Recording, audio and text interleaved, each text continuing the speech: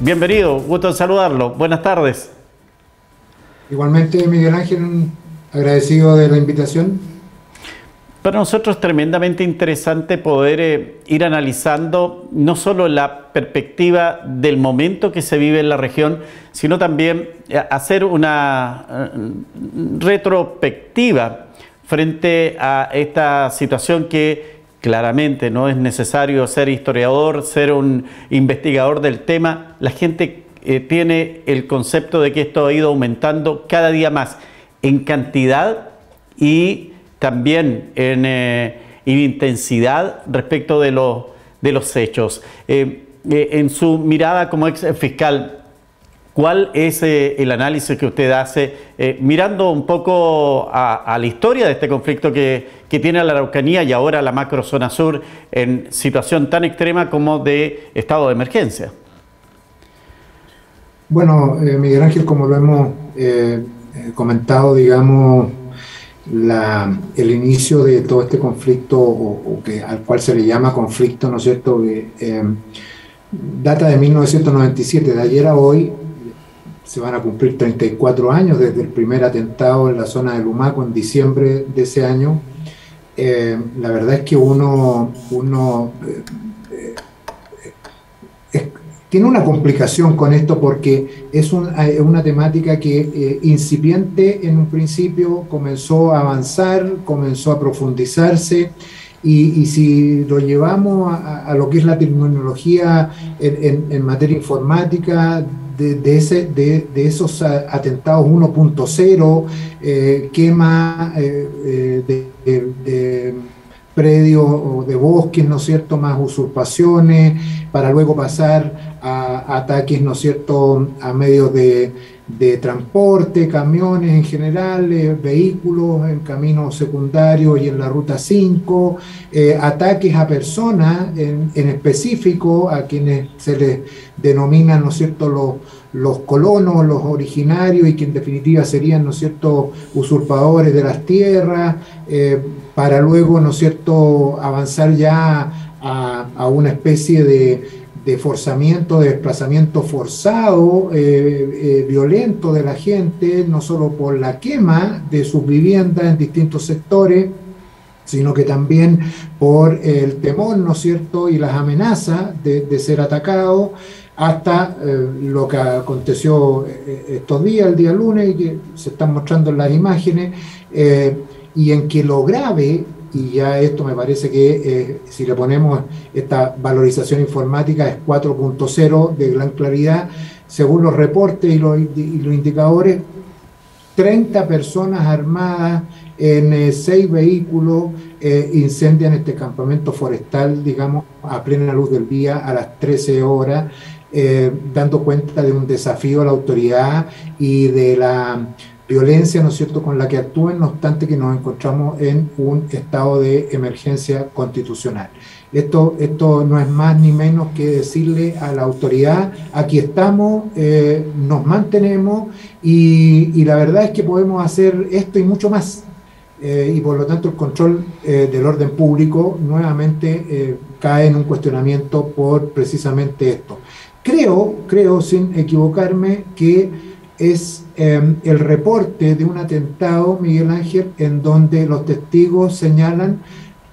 que participaron más personas en un mismo momento. Si eso es así, sí, si eso es correcto, un ataque de esta envergadura, la verdad es que requiere de una logística, de una planificación realmente significativa. Fíjese que las imágenes que acompañaban a lo que usted decía en Carahue están vinculadas a los ataques que hubo en las municipalidades. Se recuerda usted 3 o 4 municipalidades que fueron quemadas en su momento. Muestra también esta espiral de que usted hablaba, Francisco, en orden a que han ido aumentando la intensidad de este tipo de atentados. Y la verdad que usted decía, hay una señal de que a pesar de estar en estado de emergencia, a pesar de tener desplegado efectivos del ejército, en el caso de la Araucanía y también de otras ramas de las Fuerzas Armadas en el Biobío, igual seguimos quemando. Pero también hay otra señal respecto de esto, y que es la que ha entregado ayer el presidente de la República, y quien dice que precisamente después de situaciones como la que se vivió en Carahue o con la que se vivió en la Universidad de Concepción, donde se quemó un vehículo en el interior de este centro de estudios, demuestran que es necesario mantener este estado de excepción. Entonces, da para ambos lados los hechos que se siguen repitiendo, porque esta madrugada se volvió a quemar otro camión ahí en el camino al interior de Nueva Imperial. Efectivamente, y lo cierto de esto es que independientemente de los fundamentos, el decreto original del presidente de la República que decreta este estado de emergencia por grave alteración del orden público, así lo manifiesta, y obviamente que es la sumatoria de hechos, ¿no es cierto?, que han ido ocurriendo en el tiempo y que han acentuado precisamente esta crisis de orden público, que es lo que nosotros hemos demandado y reclamado, y que evidentemente está a la vista de cualquiera. Cualquiera en esta zona sabe perfectamente de lo que hablamos, sabe perfectamente de lo que ocurre, de lo que sucede. Quizás a 700 kilómetros en la región metropolitana puede que no siempre suceda de la misma manera. Y esta medida, junto a otras más que tienen que ir de la mano porque tienen que complementarse, si ya como se anunció, ¿no es cierto?, su prórroga por otros 15 días, evidentemente que no es por sí misma y por sí sola lo que va a hacer cambiar el estado de cosas. Al contrario, los grupos violentistas precisamente desafían al Estado y al gobierno de turno a través de la Comisión de Nuevos Hechos, señalando: aquí estamos presentes y la verdad es que poco nos interesa si vienen más policías o viene personal de las Fuerzas Armadas. La situación del discurso, Miguel Ángel, de que con esto se crea más violencia, es lo que hay que desacreditar públicamente. La presencia de policías en cualquier parte de nuestro país, o en este caso acompañados de las Fuerzas Armadas, del Ejército en particular, para patrullajes, logísticas y apoyo, no es más que colaborar con la pacificación y con el control del orden público descontrolado. No es la que genera la violencia, es al revés. La violencia genera la adopción de estas medidas, que significa la presencia de más fuerza policial o militar. Pero si esto no fuese así, la pregunta que uno tendría que hacerse es: ¿cuántos hechos más podrían estar ocurriendo? Entonces, la verdad es que no hay que pensar en estos 15 días y su ampliación por otros 15 días más, ¿no es cierto?, hasta el 11 de noviembre, entiendo que se extendería la ampliación, sino que qué es lo que va a ocurrir después del 11 de noviembre. Y en eso yo quedé, no sé si preocupado, pero a lo menos me parece que hay que precisar, porque esta mañana se encuentra acá en Temuco el fiscal nacional, quien en breve conversación con la prensa señaló de que hoy en esta macrozona sur están las mejores policías y está lo más destacado de las Fuerzas Armadas controlando el orden. Pero si a pesar de eso siguen los atentados, quiere decir entonces que estamos claramente frente a una fuerza que es mucho más superior a las policías y también a nuestras Fuerzas Armadas o al Ejército particularmente. Bueno, y la verdad es que en cierto sentido el fiscal nacional tiene razón, porque de acuerdo con la información que se ha difundido, efectivamente, ¿no es cierto?, se enviaron grupos investigativos de élite, por decirlo de alguna manera, para la investigación de los hechos fundamentalmente de muerte que ocurrieron, ¿no es cierto?, en este último año, a fin de poder agilizar las investigaciones, la indagatoria correspondiente y obtener resultados que a la fecha al menos algo sí de respuesta ha existido. Y eso es muy bienvenido, porque es un reclamo que siempre estuvo presente. La existencia de policía especializada, Miguel Ángel, es un elemento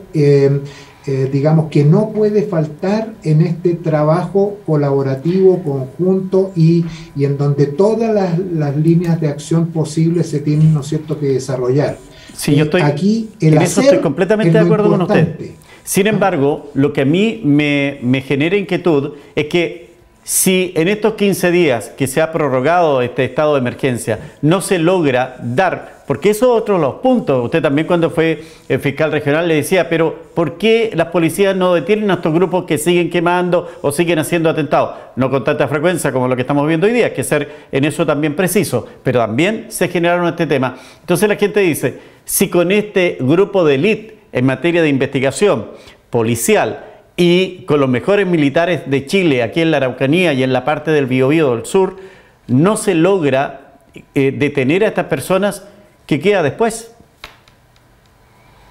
Bueno, la verdad es que esa duda es legítima y como yo he señalado, esta no es una solución mágica que nos vaya a dar resultados y réditos tan a cortísimo plazo, pero sin duda, esta medida más otras que deben sumarse, creo que van en la línea correcta y espero precisamente que los resultados acompañen precisamente a esta política que si tal vez demoró, ¿no es cierto?, en adoptarse, pueda rendir los frutos, ¿no es cierto?, que se espera.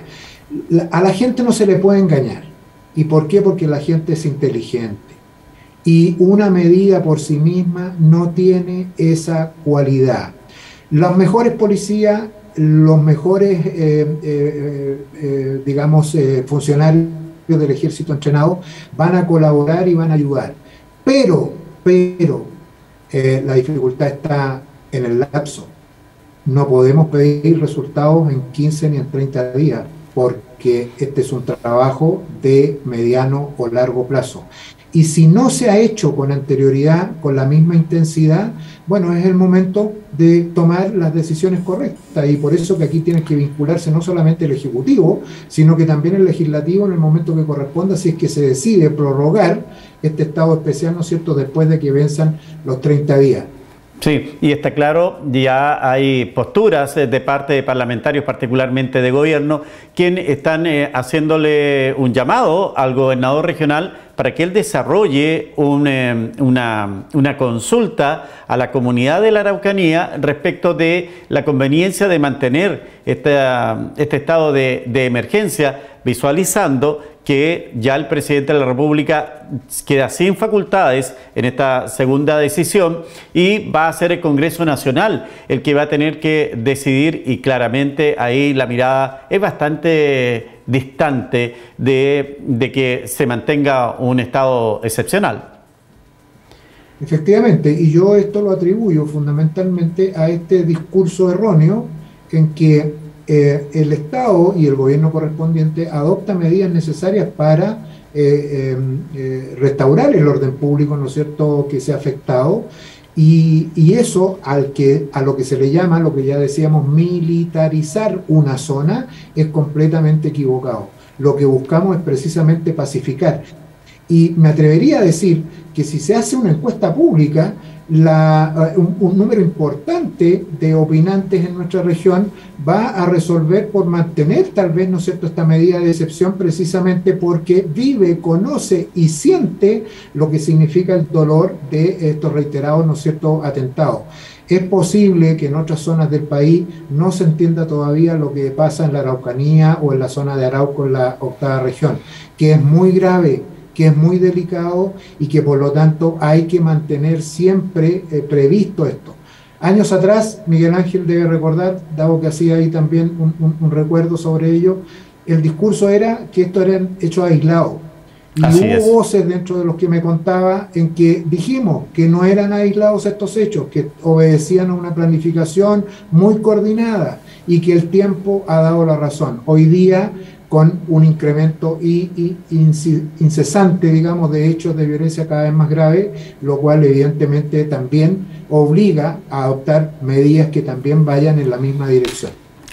Habíamos tenido la conversación previa, usted me dijo que tenía compromiso. La última consulta, Francisco, una de las situaciones que hoy día hace más fortalecer estos grupos que están actuando en la violencia rural es el narcotráfico. Desde su mirada, ¿hay vinculación respecto del narcotráfico y estos grupos de violencia extrema que están en la Araucanía? A ver, la mirada y de acuerdo con las informaciones y las indagaciones que han tenido lugar, Miguel Ángel, nos llevan a una conclusión, porque elementos unidos hacen presumir algo posteriormente que parece que se cae como de Maduro. Para poder tener logística, para poder tener armamento, municiones, traslado y eventualmente, ¿no es cierto?, todo lo que significa un financiamiento para la realización de estos hechos de violencia en distintos lugares y sectores, ¿no es cierto?, de esta macroregión sur, tiene un costo. Y esto hay que solventarlo. Y normalmente la violencia que se desarrolla en estas líneas tiene apoyos económicos. Pero cuando esos apoyos económicos ya no están o resultan insuficientes, hay vinculaciones con la delincuencia común, con el delito común. Y dentro del delito común tenemos la sustracción de madera, tenemos el abigeato y tenemos el tráfico de droga, que ya, no lo digo yo, lo dicen las investigaciones y los juicios que se han realizado, existe y se ha podido comprobar que en no pocas ocasiones va orientado precisamente a ese financiamiento. Entonces, pensar una cosa diferente es colocarse una máscara, es colocarse una venda ante una realidad que es tal, y eso no lo podemos soslayar. Francisco Lubetich, ex fiscal regional de la Araucanía, quiero agradecer la gentileza de darnos estos minutos para escuchar también su opinión, la reflexión respecto al momento que vivimos, que también evidentemente tiene un pasado, y esperamos que la proyección de esta situación sea precisamente traer la tranquilidad, restablecer el derecho de vivir en paz, porque claro, uno tiene la mirada del elemento, de lo que ocurre, pero estar en el cuerpo de las víctimas es otra cosa, ¿verdad? Efectivamente, bueno, le agradezco estos minutos y la verdad es que efectivamente las víctimas inocentes, que siempre lo son, merecen esto y mucho más. Y no solamente las que ya han sufrido, sino que las potenciales víctimas, porque hemos visto como incluso en los últimos hechos ahí en Carahue, niños realmente en forma dolorosa ver reflejado lo que significa un ataque de esas características, que no se les va a olvidar nunca, que va a quedar grabado, ¿no es cierto?, en sus mentes, y van a criarse con ello. Y creo que nosotros, desde el punto de vista humano, debemos atender, y por eso que el control público y la pacificación es un bien jurídico relevante para toda esta gran zona y tan bonita como es nosotros la Araucanía o en la zona de Arauco, en la octava región. Gracias por su tiempo. Buenas tardes. Gracias, Miguel.